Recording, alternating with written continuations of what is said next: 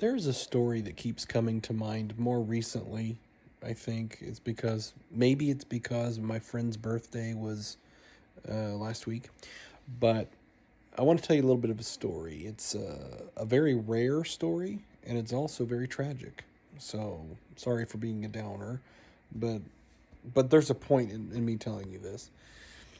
I have a friend growing up, and when he was 9 years old, his mother passed away due to, I believe, cancer, if I remember correctly.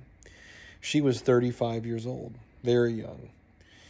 So his dad got, after a few years, got remarried, still married to this day to the same lady. So, but my friend, when he was 26 years old in 2010, he passed away due to bone cancer. Well, he had had a sister that was a younger sister, about 16-month difference in their, and how old they were. And the next year, she was 26 years old and she passed away due to cancer.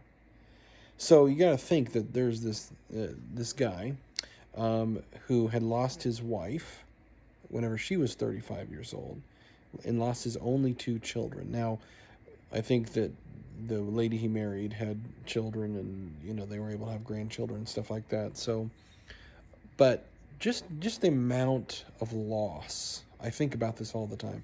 The amount of loss in this guy's life, I just can't imagine. So I tell you all this to say that there are people that we encounter on a regular basis that we just don't know their story. And how great would it be if, instead of trying to interject ourselves or our story, and we need to be heard. I get that. But like, let's listen to someone else's story to understand where they're coming from. What angle are they coming from? What does their story look like?